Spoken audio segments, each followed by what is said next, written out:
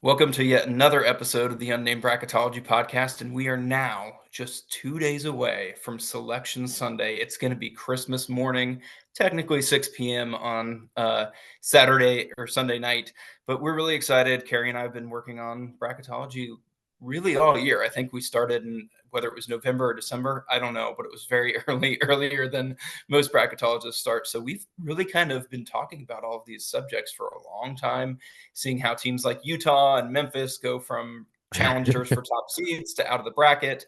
But let's talk about our seeds. Let's go all the way down the bracket now that we're here and just go line by line. So my number one seeds right now, I have Purdue, Houston, UConn, and I have North Carolina rounding out the one line. Do you have any differences with that? I mean, I have Tennessee right now, but they're about to lose to Mississippi State, which I think would just about lock in North Carolina as a one. If UNC was to lose to Pittsburgh and Arizona wins the Pac-12, then they would be that one in the West. But I think it's probably UNC's to lose at this point. You did make me laugh mentioning Utah and Memphis. I'm starting to wonder why the hell we do bracketology in January, but it's fun the whole way. It's all about the journey, not the final product. Exactly. The two seeds, we already talked about Tennessee and Arizona. And so I think we've got that kind of mixture set up. What about your final two seeds, rounding out your seventh and eighth overall spots?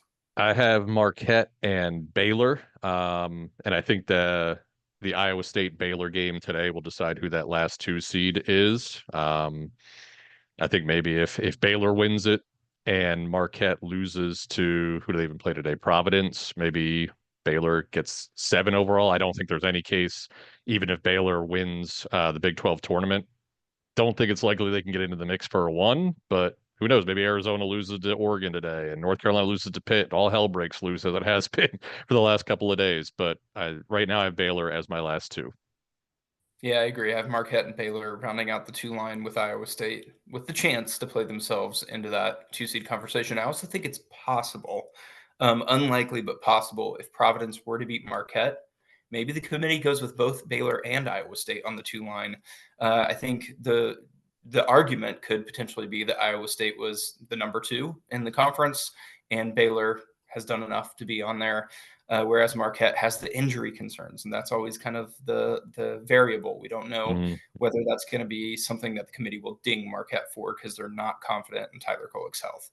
Moving on to the three line, we already talked about Iowa State and Baylor, potentially the loser being there on the three line. Who else do you have as a three seed? I've got Creighton and Duke. Even with their losses yesterday, I didn't drop them in part because I would have to move Kansas back up to drop either Creighton or Duke, and I'm not ready to do that just yet. And then Kentucky is my last three. If they were to win the SEC tournament, I could see them getting up there over Marquette as a two, but they've got three games to go before that becomes a real conversation because they've got great top end wins, but just what is it, eight quad one, quad two wins. I think that's not enough to really get ahead of a Baylor or an Iowa State. But Kentucky right now I've got at 12 overall. I might scrub them ahead of both Creighton and Duke by the end of the day if they were to beat Texas A&M for sure. Yeah, I have Creighton 10th, Kentucky 11th, and I have Duke 12th. I am not sold on Duke as a three seed, though. Yeah, I I'm not keep either. looking for who could be a three seed over them. They have a resume metric average of 18.5, which would be significantly worse than the worst metric average there to get before is a 14.5 to land Hmm. on the three line. Nobody's ever been 15 or worse. So, some definite warning sign there for Duke. The question for me is, can Illinois, Alabama, or Auburn build their resumes up enough to pass Duke? And how will Kansas be viewed by the committee? Because if you look at their resume metrics, still top 12 in both the KPI and strength of record. But how will the committee view that injury? I think Kansas, for me, is the top four seed right now, just because of the injury concern. And then I go on that four line: Illinois, Alabama, and Auburn in order. What about you? Yeah, I have Kansas, Alabama, Illinois, and Auburn. I haven't really. I know you were hardcore scrubbing your threes and fours and fives yesterday. I have not done a whole lot of looking at that seed line because it's just been so much bubble chaos the past couple of days. But I think between BYU just no showing in the first half against Texas Tech and just Auburn's metrics, even though they only have that one quad one win, or quad one A win. I guess it is quad one. They only have one quad one win. Jesus Christ, Auburn, do something. But I think the Tigers are probably going to be because they're what, top 15 in every metric. It's going to be hard to ignore that.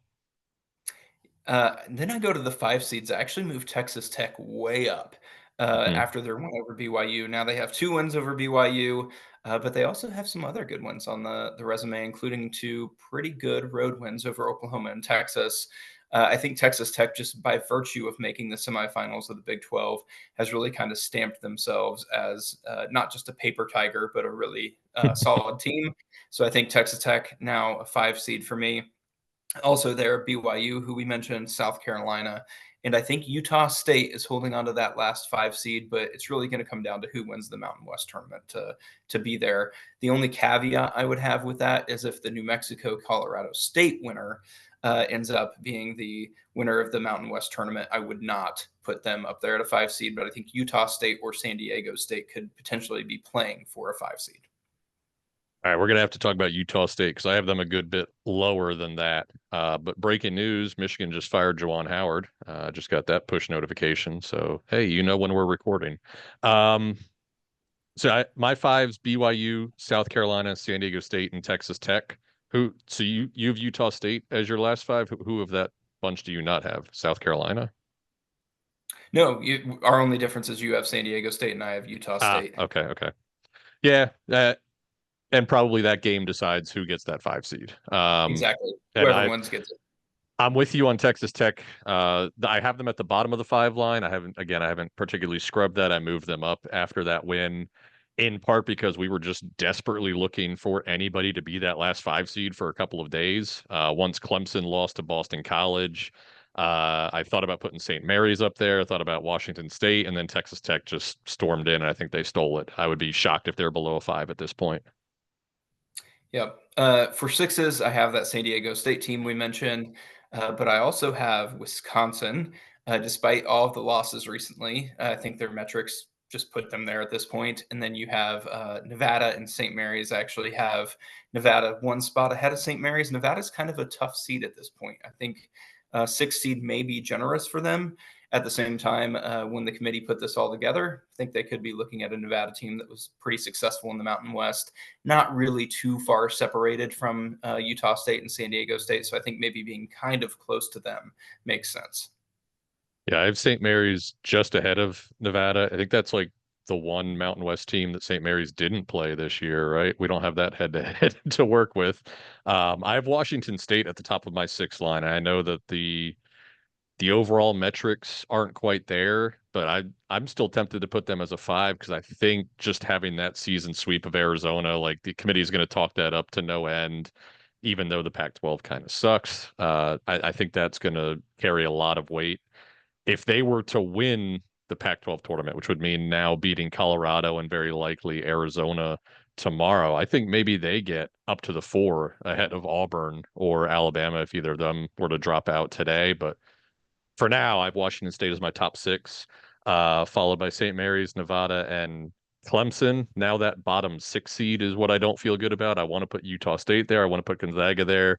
Still defaulting. I also want to put Wisconsin there. They're all on my seven line, but still defaulting to Clemson, even though they really have not looked good in outside of a road win over North Carolina, which I mean that's an awesome win.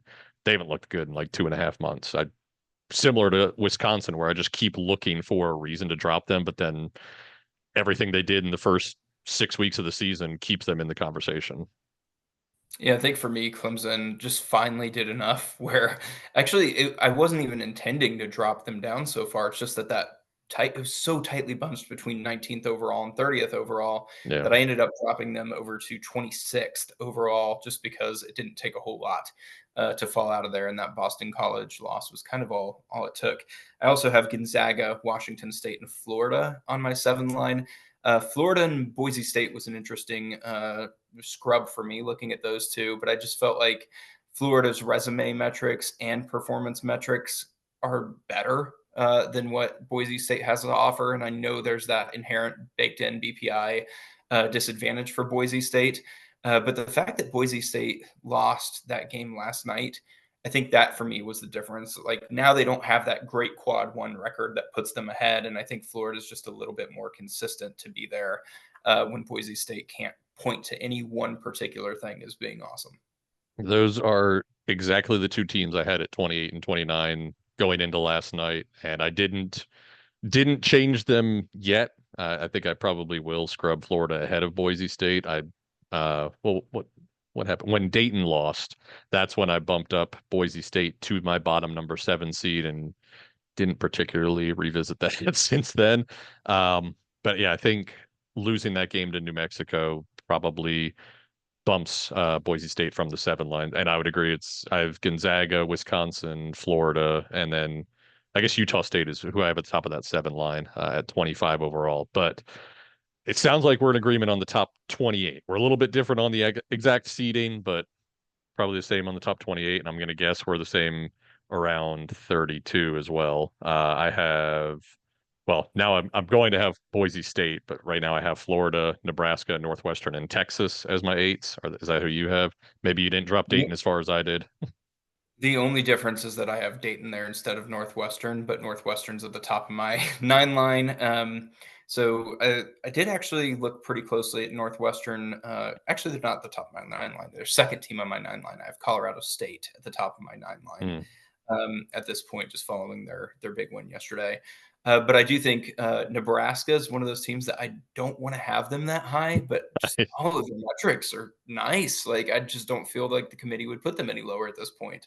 So yeah, feeling pretty good about that. Like I said, my 9 seeds: Colorado State, Northwestern, and then also FAU and TCU rounding out my 9 line. Yep, I have the same, and I agree with you on Nebraska. Like we had every reason never to lock them in, right? They didn't have the road wins. They had the terrible non-conference schedule, but just overall, like feels like they're in, but it's uncomfortable putting them as an eight, but you kind of have to because what are the other options at this point?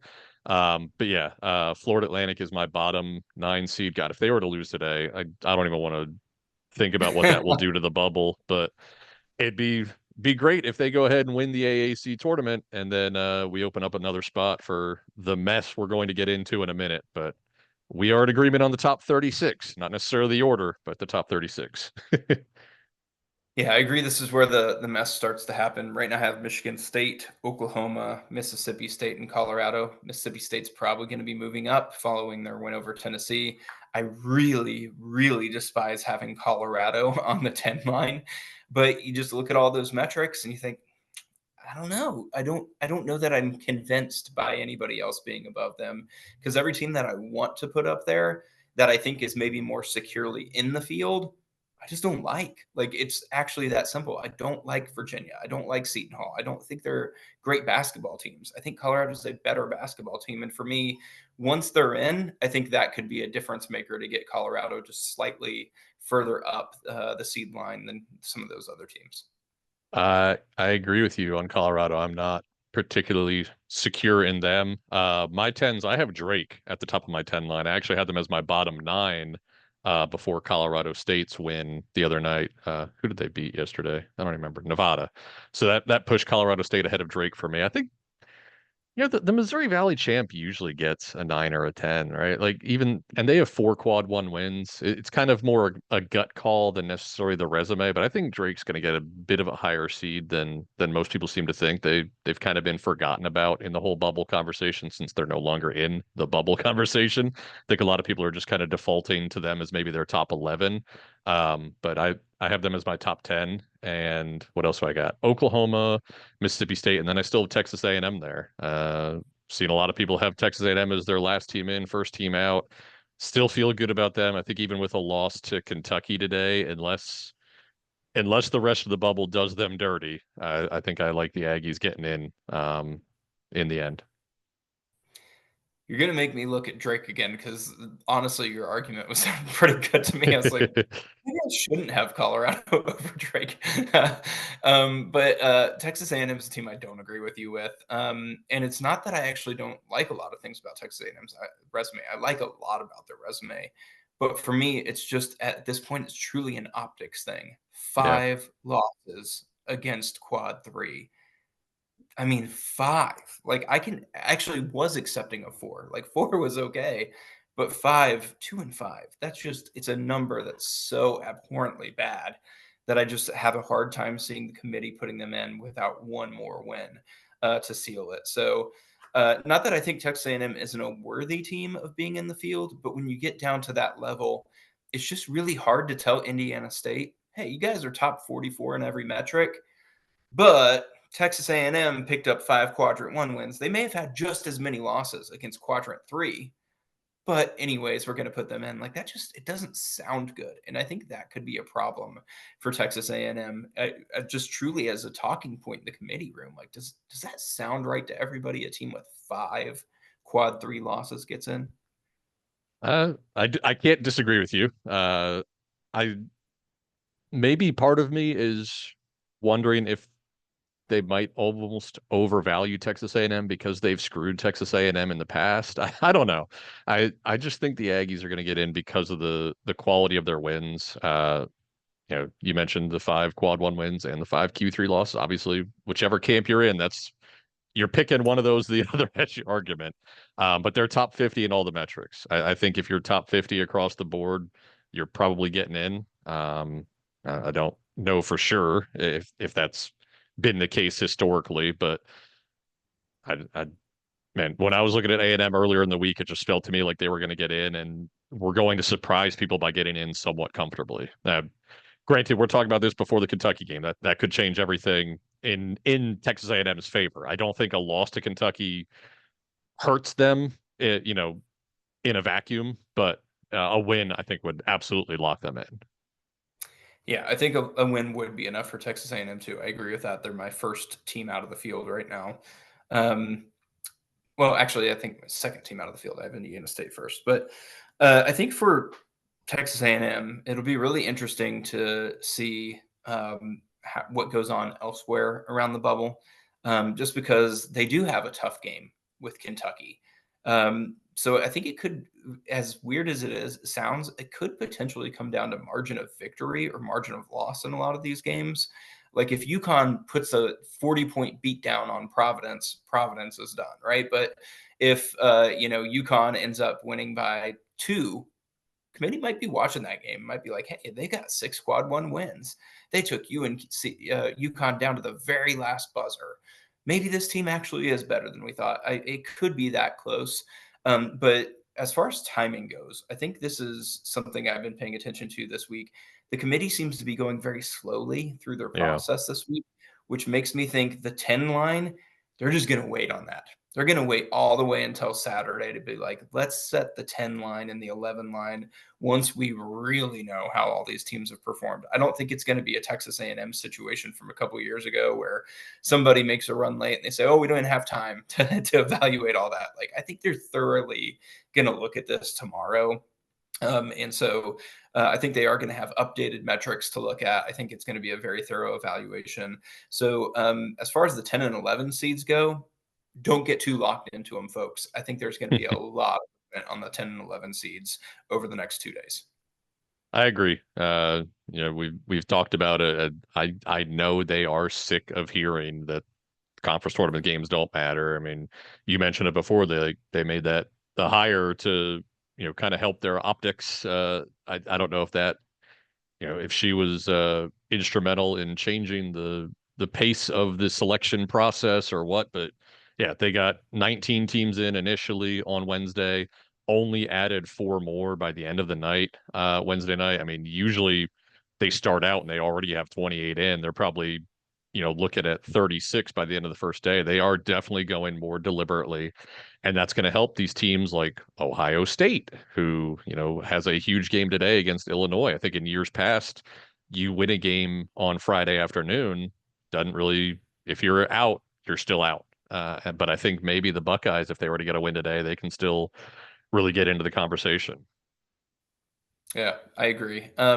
Teams that I have in my last 4 in right now, Virginia, New Mexico, Seton Hall, and St. John's. I'm still not sold on St. John's. I just think that one home win over Creighton is doing too much heavy lifting for the resume. And here's another thing. St. John's and Seton Hall have played 3 times this year. Seton Hall won 2 of the 3. I think everybody's remembering that Seton Hall just lost to St. John's yesterday. Seton Hall has the series win. And two of those three games were in Madison Square Garden, or at least on St. John's home floor. So I think that's a something that could potentially be in Seton Hall's favor. There is recency bias is in St. John's favor, but Seton Hall has not just the wins over UConn and Marquette, but the series win versus St. John's. I think that could be an important factor there. Yeah, let's talk about Seton Hall because I had them as a low 10 seed to start the week, and now I have scrubbed them all the way out of the field. Every time I look at that resume, it just gets worse. They're top 60 in one of the five metrics, and I keep thinking to myself, man, Donovan Clingan got hurt in the middle of that win over Connecticut. Bryce Hopkins tore his ACL in the middle of that win over Providence. Like those still count. Those wins are valuable, but when you don't have the metrics and there are those questions about how good your best wins actually are, I don't know if that's going to get them in. I'm going to re-look at Seton Hall and St. John's and Pittsburgh and Providence and all these teams right on the cut line about 5,700 times in the next 3 days. But I, with New Mexico winning last night, I scrubbed them up ahead of Seton Hall as my last team in. And I think if they're one of those teams that if they're right on the cut line, I think maybe they get even scrubbed up ahead of Dayton. Like if they're in, I feel like they're good enough that they might be somewhat comfortably in by the end of the week. But I think it's very if they hadn't beaten Boise State, there's no way they get in. I mean, most of us had them not even in our first four out going into that game. So I think that was necessary, gets them there. We'll see, but I'm like all the way out on Seton Hall at this point, and I don't know why I wasn't more critical of them before. I think I was very willing to overlook the metrics because they had five quad one wins, but they haven't added to that list of quad one wins in like 3 weeks. So now the metrics are just starting to hurt them as other teams are gathering these quality wins. Yeah, I think it's a really tough call for Seton Hall. And I think for me, what it comes down to is that head-to-head comparison with St. John's. I just think Seton Hall has better wins than St. John's, and they won two of the three. So for me, I can't personally, I can't take St. John's without taking Seton Hall when I look at those two. But I think you bring up a really good point about the injury factor. To me, this is the theme that, unlike any other year of bracketology I've ever done. Injuries are more critical on the bubble and the top of the bracket than I think they've ever been. And how the committee handles those is a real mystery. We saw that with the Bonzi Colson situation before. We saw that with Kenyon Martin from Cincinnati way back. Mm-hmm. But those have been pretty rare, having such critical spots in the bracket, having such crucial injuries. But I mean, it's a theme this year. And the question is, will they kind of throw up their hands and say, this is too difficult to evaluate? Everybody has injuries. We're just going to let the results speak for themselves. Or are they really going to critically look at it? Because if they critically look at it, I agree with you. I think Seton Hall could be in very, I mean, I already think they're in serious trouble anyways. But if that's the way that conversation goes, Seton Hall's done because they really did get the benefit of some special timing. Yeah, and that kind of came up a lot with Providence a couple of years ago too, where they seemed to hit teams right when they were not at full strength. But then it didn't matter. Providence still got a 4 seed that year, I believe. But yeah, I was tweeting you about that yesterday that yeah, I don't think it's so much that the teams with the injuries are going to get penalized. I think it's more of a if you only have one or two great wins and it came against a team that was shorthanded, how is the committee going to look at that? You know, Virginia's arguably best win outside of the 1 point win at Clemson was a neutral win over Florida by 3 when they were without their star point guard Zion Pullen. Pitt's by far best win of the season. Jeremy Roach and Mark Mitchell were both out for that road win over Duke. Already mentioned the Seton Hall games. I mean, it's kind of similar to what we talked about before with when we were I think when we did our pod with Shelby and we were like looking at Washington State's non-conference strength of schedule. It's like I don't want them there because they don't have one. But then you look at all the teams right behind them. It's like, well, everybody has this wart on their resume. So how much can you actually penalize Pitt for winning at Duke when it was down two starters? If you're going to reward teams that also had a similar situation with their best wins, it's a tricky situation for sure. But I think when it comes down to it, Seton Hall's overall metrics Pitt's non-conference strength of schedule, those are the things that are going to kill those teams if the bubble remains as it is right now. Speaking of the bubble, let's go over that really quickly and then wrap up. So we have up here Virginia on the bubble. Do you think Virginia's safe, or do you think they've still got some work to do? I think what are they today? They're like 30.5 in the resume metrics. I think it's going to be really hard to leave them out.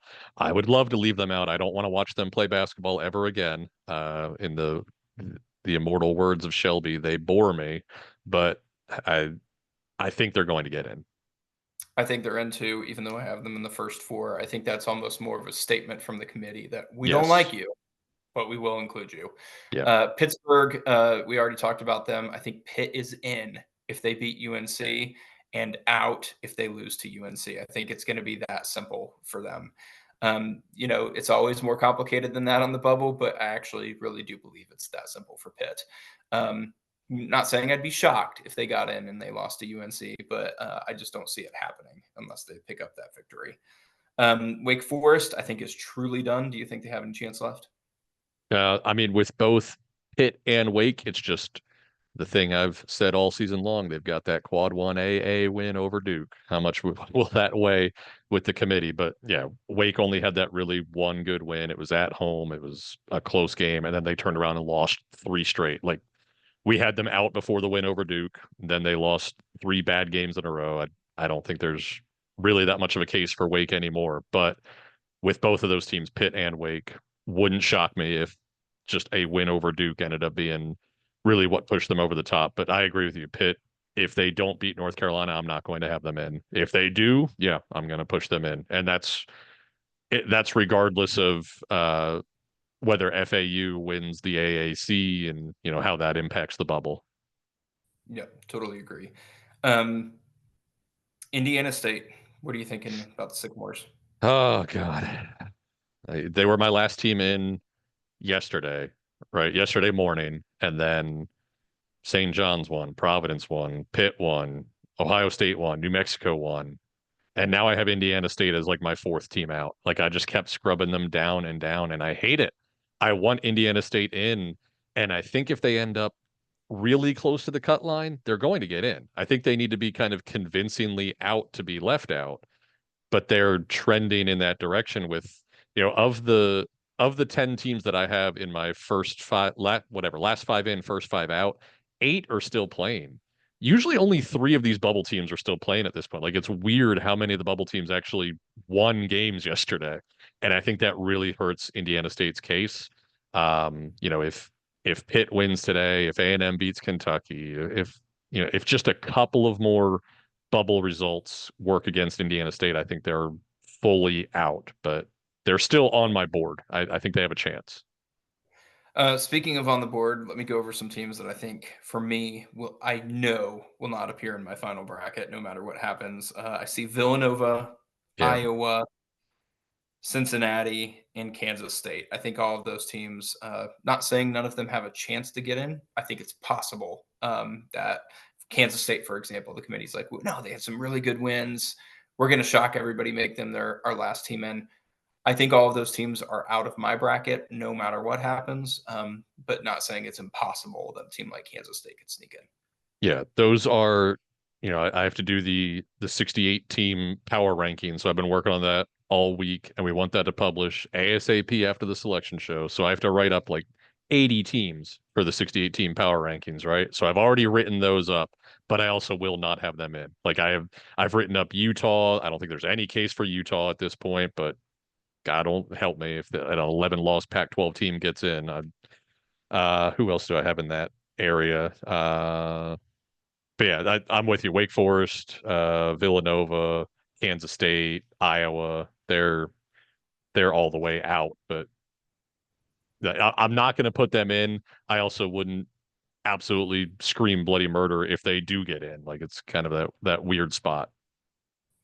Um, Mississippi State, do we agree? They're totally in the bracket if they hold on to beat Tennessee today, which it looks like they're going to Yeah, they're absolutely blow. they're up by 22 with 10 minutes left. So yeah, they're a lock. I think they already were just about a lock. I've seen a lot of people had them as like their last team in. I don't get that, but I think this absolutely solidifies them. Is Michigan State a lock, losing to Purdue today? Uh they are they're the top of my last four in. So they're my fourth to last in. I think they're probably in, but again, it depends if Pitt wins, if Providence wins, like somebody has to drop out. But I think they're pretty comfortably in. I mean, they're like 20th in the predictives. It's going to be hard to ignore that. I agree, probably in is how I would talk about Michigan State. I think Ohio State is probably out, but could play their way in. New Mexico probably in, but could play their way out against Colorado State. That's on the one hand, it's a great opportunity to cinch a bid before the Mountain West final because if you pick up one more top 50 win, it's over. On the other hand, another loss could be the thing that just the slightest of margins that gets them out of the tournament field.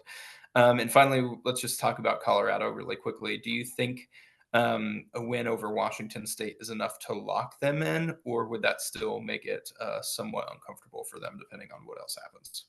I think that would lock them in. They are my top 11 seed right now. I think they are semi comfortably in. Certainly losing neutral to Washington State isn't bad. Although is Washington State even top 50 in the net? They're like borderline. It might be a quad two, but I don't know if that matters at this point. Where is Washington State? 45 in the net when I pulled this a couple days ago. So who knows where they are now? But yeah, I think you beat Wazoo, you're probably a lock and likely to get in regardless. I agree. Well, thank you everybody for joining us on another episode of the Unnamed Bracketology podcast and enjoy the rest of championship week.